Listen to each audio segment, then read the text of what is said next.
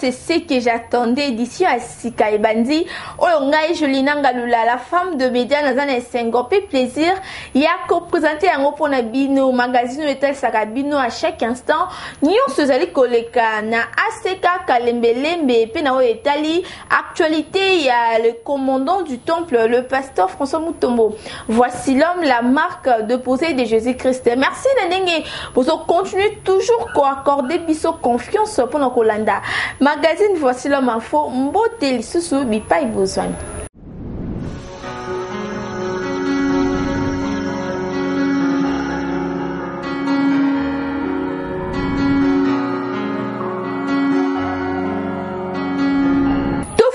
Édition Yamoko Nelelo pour notre Sabino était jeudi 26 juillet 2018. Bipa Iwapi, l'homme de Dieu, le pasteur François Mutombo. Voici l'homme, la marque de posée de Jésus-Christ Atiaki sur le thème Mon Nene. Oizope Samana Asika Kalembelembe sur le monde des esprits. Chourasiana pour nos détails.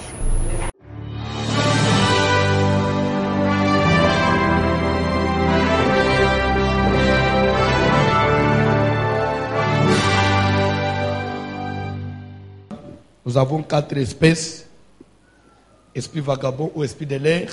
Le monde des esprits est le thème général oyo ezopesamana aseka kalembelembe na chapitre ya manipulation des esprits familiers bipai wapi l'homme de Dieu, le pasteur François Mutombo. Voici l'homme atalisi yango boye. La manipulation, on manipule les esprits selon leur grandeur. Tu vois, l'esprit, je vais dans la grandeur et il y a un grand esprit, moyen, un petit esprit.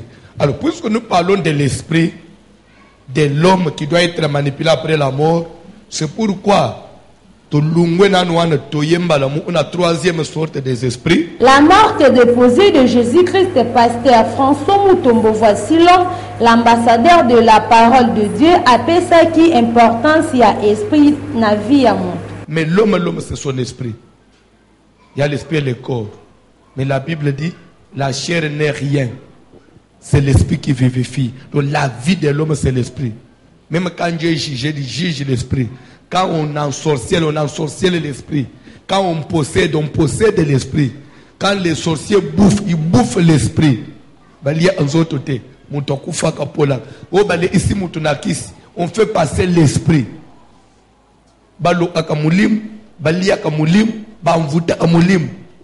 Tout c'est au niveau de l'esprit. Alors c'est pourquoi tout à l'heure c'est que dans marché boy, chacun a l'esprit en lui, mais l'esprit wana ezaka na 3 grandeurs. Tout a l'esprit le plus grand, il y a moyen, na petit esprit. Ce que tout le monde la grandeur de l'esprit.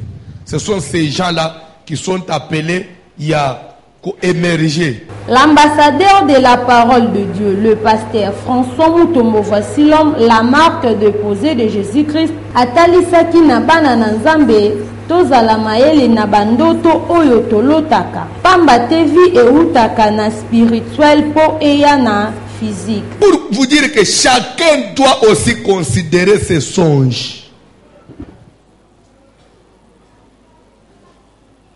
Bandoto nino lotaka. C'est normalité. Moi, je suis racheté par le sang de Jésus.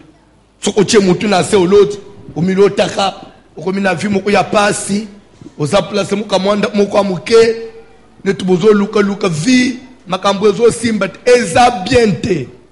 A tous les gens qui eza ndoto, eza normalité, eza malamute. Ce que tu as eza biente.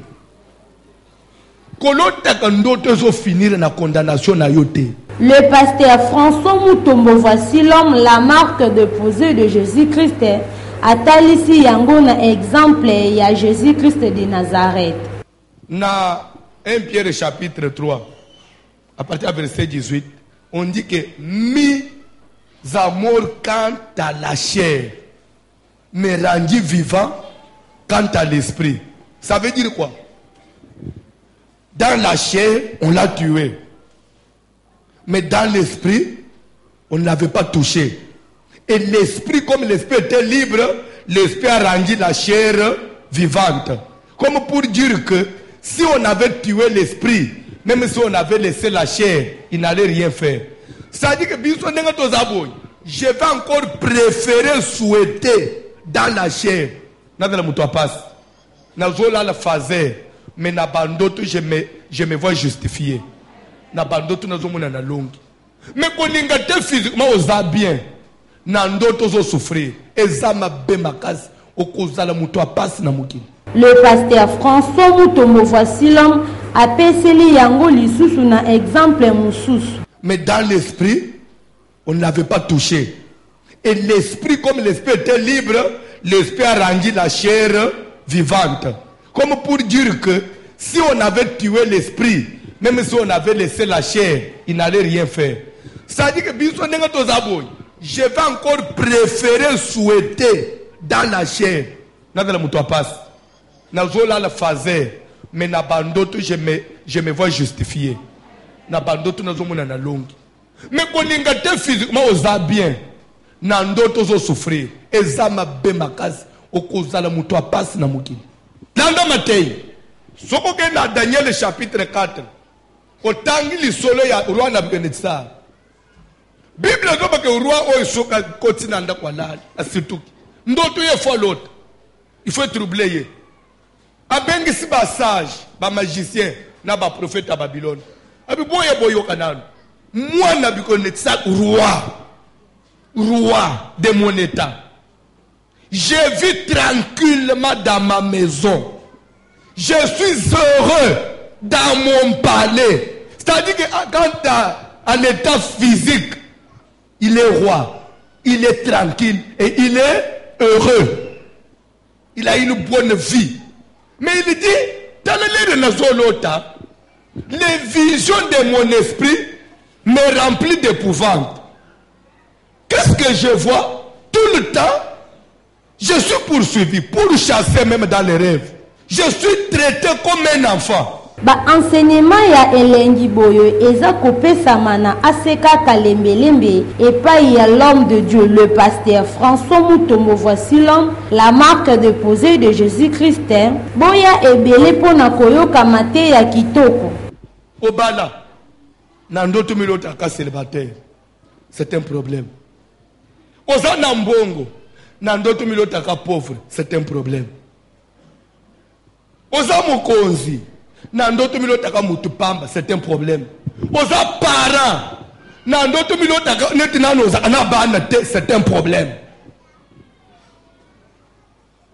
Il faut arriver au point où l'esprit et le corps est le même langage. Et c'est pour cela qu'on est chrétien. Namokolo, il y a mercredi 25 juillet, le pasteur François Mutombo, voici l'homme, l'ambassadeur de la parole de Dieu, à l'obelaki, Peli Susuna Oetali, ba grandeur, il y a esprit, pe a beti mingi, c'était na clôture, Oetali Bongo, prévu samedi 28 juillet, na dimanche 29 juillet, na ngonga ya 15h. Ba détail, na commentaire, il y a flamme noire. Mokolo ya mercredi 25 juillet, toujours un thème qui toque sur le monde des esprits, le pasteur François Mutombo voici l'homme, la marque déposée de Jésus-Christ, a Zaliko Koba na Matea, Peko Beta Sete Mingi na Oyo Etali, possession ya Mabele et Sika Ovandi. Oui, toujours le bela sur la prise et la possession. Oyo Totangi na Genèse 24, verset 60. Il bénit Rebecca et lui dit, puisses-tu devenir des milliers, des myriades, et que ta postérité possède la porte de ses ennemis. Donc, bazo bénir, bazo bakebane ne pas posséder. Il coupe à Bangona na Bangona. C'est-à-dire que bisous sont au Kende, badala bakonzi. C'est pourquoi Moussala na biso semaine aussi ce samedi dimanche à 15h, la prise de possession. La Seigneur sur il faut de la moutou, il faut de la chef, il faut konza, il faut salakom, il faut de la moutou. De Moussala tozana. Na Oyo Etali moto Oyo azali na grandeur de l'esprit, l'ambassadeur de la parole de Dieu, le pasteur François Mutombo voici l'homme, la marque déposée de Jésus-Christ à Lobiboye. Topé ça qui signe à Liboso, et yeba na bitumba, niveau makambo ezolanda niveau bitumba na yo, de niveau ya grandeur na yo.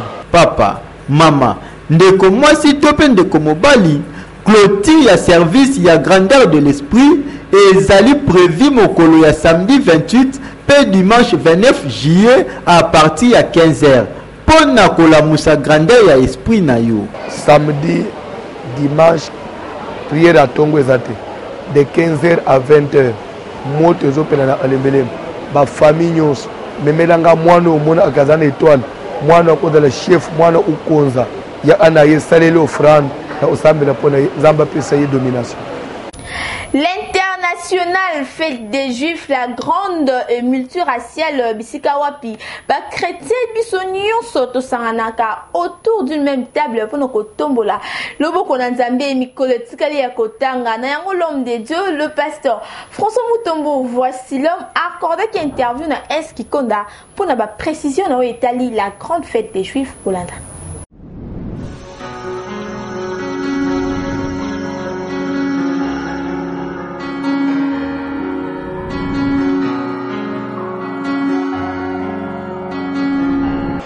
Nazo comme toujours pour sensibiliser, pour réveiller toujours mémoire ya batou.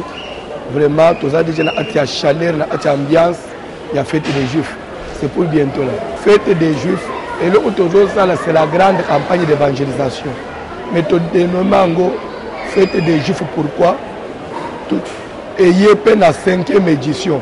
Depuis la grande campagne. À partir de la 5e édition, il a développé le Jean chapitre 5. Après cela, il y a eu une fête des Juifs et Jésus monta à Jérusalem. Dans le sens c'est que les tout le monde en plein rencontre M. Omikozwa, Kinshasa et comme il est à Jérusalem, quand il y a la fête des Juifs, quand il y a le rassemblement, les gens viennent de toutes parts pour dire que c'est dans ce sens-là que c'est dans le contexte de la fête des Juifs. En plein les amakas, plus de gens qui ont la surprise. Voici l'odeur de mon fils et comme l'odeur d'un champ que l'Éternel a béni. Genèse 27-27. C'est ce que Dieu nous a donné pour ce moment. Aucune condition, c'est seulement la présence. Il y a à manger, il y a à boire, il y a la nourriture spirituelle qui est plus que toute autre chose. C'est l'invitation cordiale à tout le monde. Nangabo Mosusu, pasteur J.C. Moulamba et le monde pasteur Israël Kitenge, ba fils spirituel. Il y a l'homme de Dieu, le pasteur François Mutombo. Voici l'homme. Bango pe ba beti c'était na Italie, la grande fête des Juifs. Et le monde a papa Jérémie et pe alobeliango Boulanda.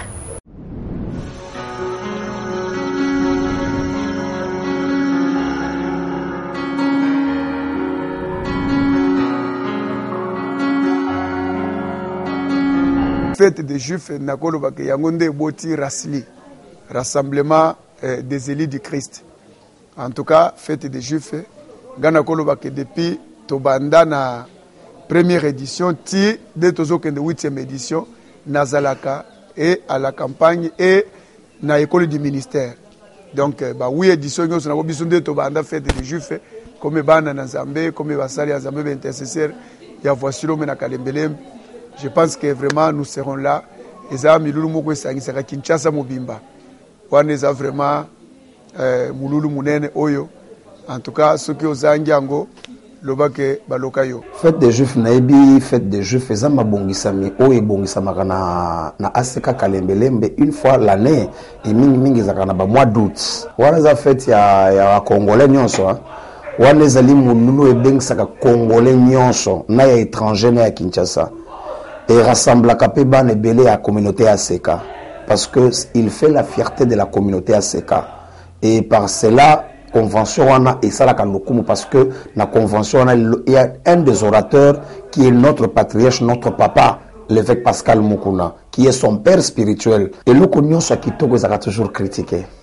Et le Malonga, il y a bien, Babet la Onka Mabogote. Mouké, Ndebandi Makayango. Même Yesu to salela o mama batu nyonso babetela ki maboko te bato alesa bato sekuisa bato abikisa bato ya sunga gende bakanga ki babete bafingi babenga ba Belzebul kaka loko yo sungi biso na Kinshasa zo sala pe valeur na biso chaque année zo sala ndeyo kasi bato bakobetela nka maboko. Mais plus on évolue c'est le témoignage qui va parler. C'est les effets, les faits qui vont parler.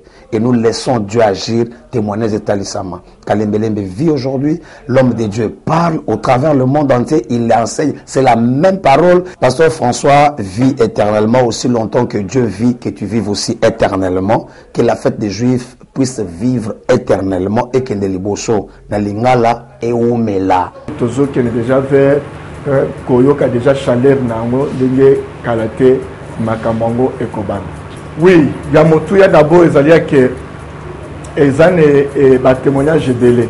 Ezana ba témoignage belé depuis première édition, ezali 8e édition, ezana ba témoignage belé pe ezali na bandeko oyo ba bika loboko na Nzambe à partir de la fête de date na biso ezali le 10 août au 19 août, toujours ça la 10 jours. Voici l'odeur de mon fils est comme l'odeur d'un champ que l'Éternel a béni. Genèse 27, chapitre 27, verset 27. Donc, toyana basolo yakala, toyana basolo ba malédiction, toyana basolo la stérilité, toyana basolo la chômage, toyana basolo ya vie à non avancement, Nzambe wana akola tsebiso bilamba sika. Septième édition, il y a la grande fête des Juifs et les kaki kitoko makasi. Mais tikato laksabino ndenge nini 7e jour na yango et salamaki kitoko makasi. Louange ezalaki au rendez-vous à travers commentaire Oyo Boulanda.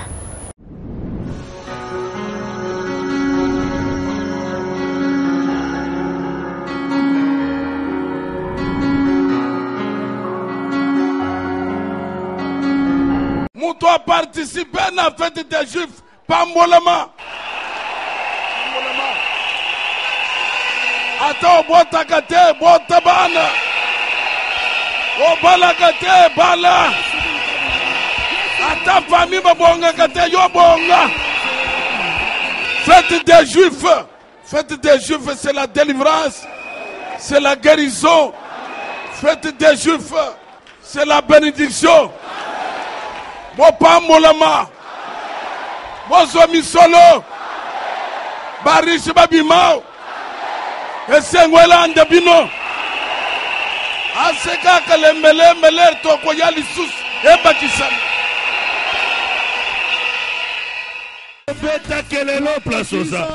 L'internationale grande fête des Juifs fête yaba chrétien nyoso bipai wapi na 7e édition na yango et les kaki kitoko makasi pour na 7e jour et bandaki na prière yaba sali na Nzambe le pasteur Florent ya Canada et le na pasteur Jean Mwamba ya RD Congo.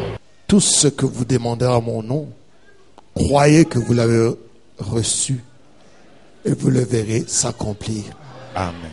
Père, laisse que cette prière soit une prière fervente et que cette prière, à partir de ce soir, puisse s'accomplir dans la vie de chacun de nous. Amen. Toi qui parles, tu suis toujours pour mettre cela en action. Quand la parole sort, tu l'amènes à l'existence. Yes, Lord. Aujourd'hui, que quelqu'un voie sa richesse s'accomplir au nom de Jésus. Amen. Que quelqu'un voie. Éternel Dieu, il est écrit dans ta parole que là où tu fouleras la plante de ton pied, cela te sera donné comme possession. J'accorde cette possession à tous nos frères qui sont à l'étranger, qu'ils dominent là où ils sont, qu'ils fassent des exploits là où ils sont. Père, qu'ils soient aussi une bénédiction pour ces pays. Je leur accorde le bénéfice qui vient de toi, Seigneur. Que tout ce qu'ils vont commencer à entreprendre, qu'ils puissent réussir avec facilité. Que ta gloire les accompagne là où ils sont. Et chaque fois qu'ils verront ta présence devant eux, que toi tu puisses résoudre leurs problèmes. Épargne-les contre tout vent du diable et qu'ils puissent aussi davantage aimer aussi notre pays au nom de Jésus-Christ. Amen. Simana yango Billy Bilomba chantre monene na Asika Kalemelembe asala kibongo kantique ya kitoko. Zambi wa Mungu na Bwana kaya kuna chai wala senga wani. Zambi wa Mungu na mweza malo Zambi wa Mungu na mwenza mali. Mungu na wani musoma mwabakai. Veka tamtuando abande milomulo. Lekele. Wabenda bayamba. Zambi wa Mungu na bwanga wabenda bayamba. Zambi wa Mungu na bwanga wabenda bayamba. Zambi wa Mungu na bwanga wabenda bayamba.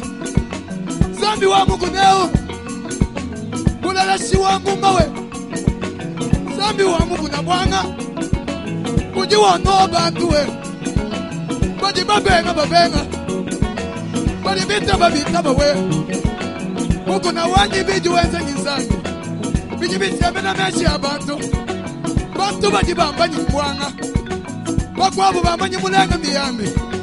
Bakwabu bambanyi mubwela miyambi.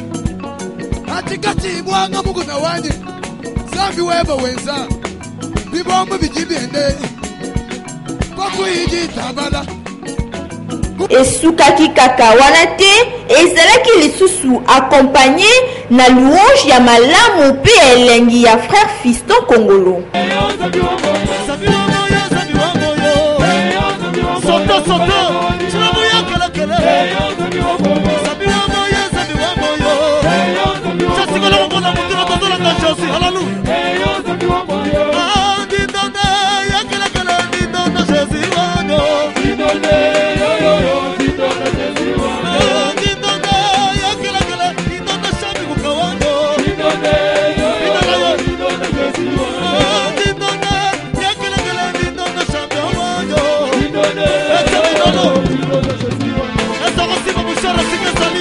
La grande fête des Juifs fête ya ba chrétien nyonso na 8e édition Oyo Ekobanda du 10 au 19 août 2018 na ACK Kalembelembe ngana kozala ebongo yo tozanga te toya ebele pona kozwa ba part ya bénédiction na biso.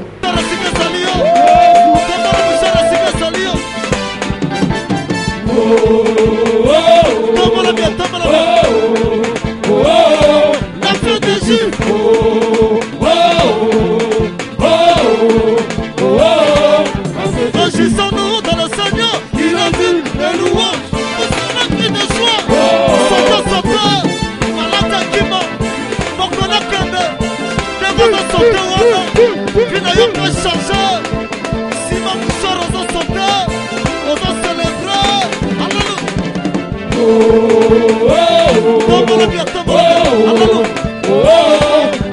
agissons-nous dans le Seigneur, il a dit les louanges.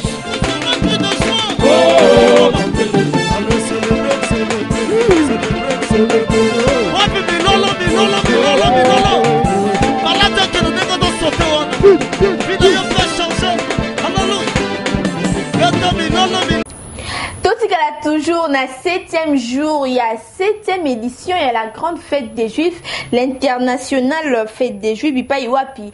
Orateur du jour, Zalaki Bongo, Papa évêque Pascal Mukuna. Détail dans le commentaire.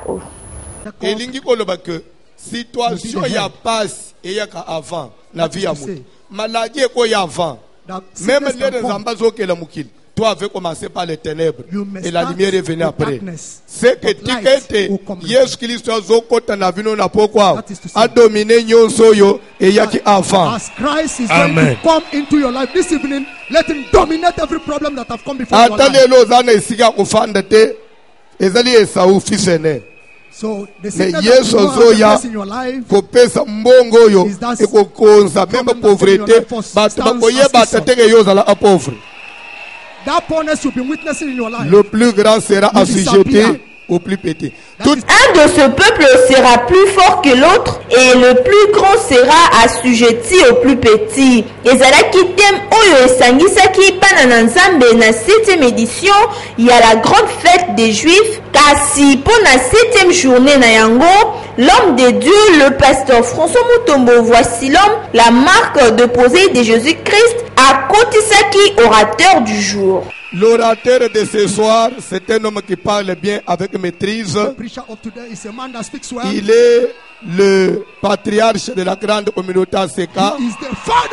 Il est le père spirituel du pasteur François Mutombo, le père spirituel du pasteur Jean Mwamba, le père spirituel de tous les pasteurs de l'ACK qui sont ici.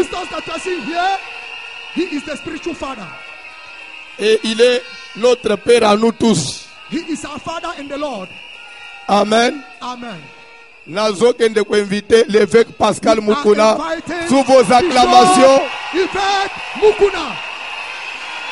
You're welcome, sir. Tango azwaki maloba, l'évêque Pascal Mukuna lobelaki sur la fête des Juifs. Fête ezali esengo. Mutu nyonso akendeke fête ayebike na ke kolia na ke komela. Mutu akendeke fête na kolela te pe azonga na kolela te. Soki mutu aye fête, c'est-à-dire qu'a trouvé que en tout cas na ke kosepela. Fête des Juifs, il y a 2017, il faut zonga quand même na iloko na maboko. Papa évêque Pascal Mukuna a pambolaki bana nzambe pour la 7e édition ya fête des Juifs. Bien-aimés dans le Seigneur, fête des Juifs 2017 et même les Yolobiko. Na lobie même les Yolobiko. Moussala ya 2017 était le souvenir. Mignololo na yo ekweya. Ya ata okayi wapi osoka niseke na zalaki na seka kalembele.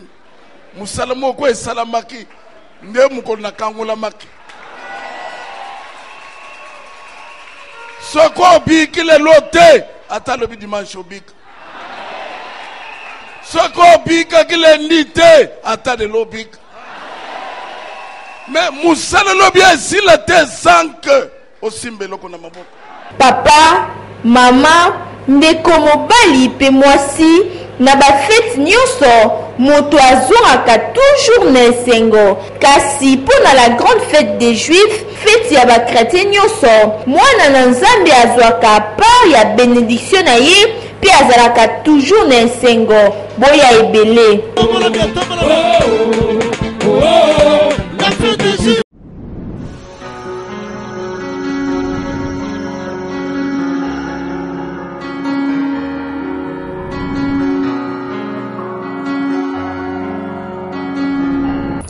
Il y a un Dieu quelque part, le Dieu de pasteur François Mutombo, voici l'homme existe. Nango témoignage ya solo les autres salemana aseka kalemele mebipa iwapi. Nza bazali au rendez-vous azali ko salabi kamwa nango bolanda extrait oyo choisi par cette noix.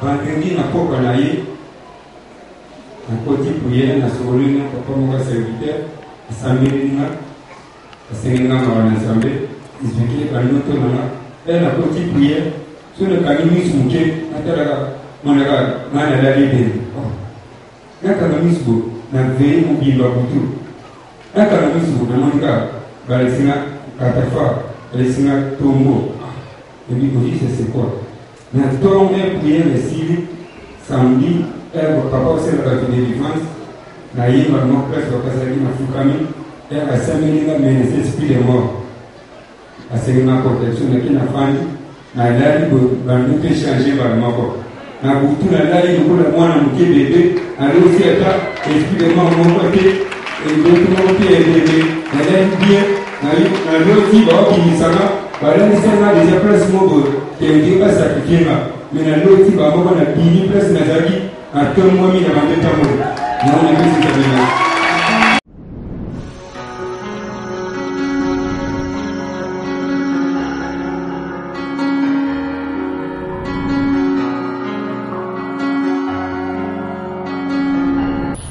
VH opinion pour comprendre qu'il est commis dans la rubrique Oezalaka le plus aimé Bozelaka bipai wapi tokitaka na taranto tunaka na population nani de voici l'obongo to tiré en haut na mokanda ya Matthieu chapitre 16 kobana na verset 13 na 15 pambate moto nyonso alingaka yeba nini balobaka po na ye Jésus-Christ de Nazareth yepi atunaki na bapôtre na ye pour vous qui suis-je VH info et tout ni la population nani de voici l'homme Kolanda.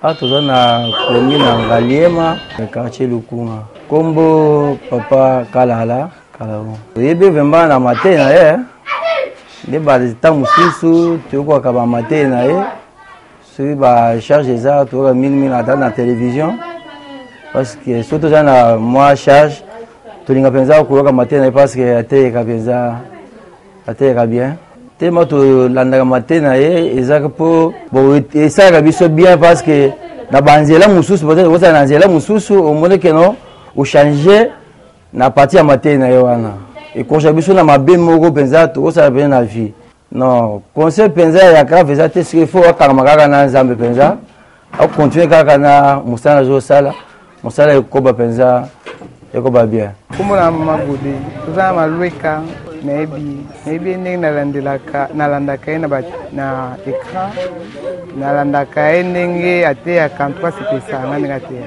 otifanga na mingi mpona alingaka ye ndenge alobaka deti ya coutume nde fortifanga makasi ke bato babima singa balien ya coutume wana nalanda yango na paster basilo oyo deti conseil eza ke bato ya mokili balobaka kaka mais ata balobi ata yoki ata boya te makaka nde pesa zali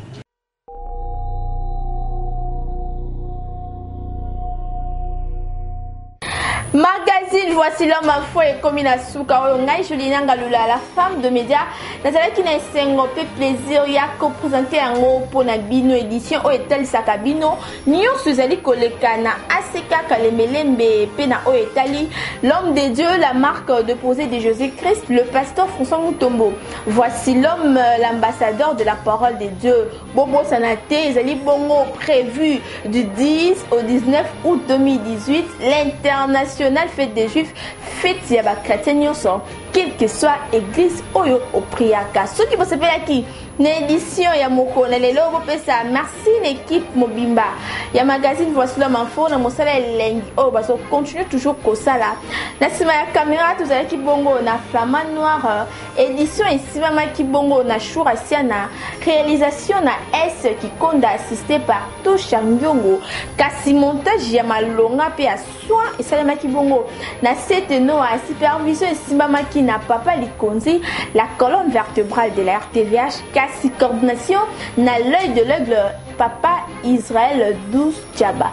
Salutations spéciales na balandi nyonso ya magazine voici info pino bae botwaka to ya kolanda VH info mingi na papa Idriss ya Siana elongo na Gishu Mutombo bango penza bazwaka te ya kolanda VH info pona koyeba nini ezali kolekana Aseka Kalemelembe sans oublier na Dieu merci Tchaba elongo na la première dame de l'Aseka Kalemelembe Maman Mimi Mutombo la première dame ngala mito kutani balasima putika na mzembe alula azala bino.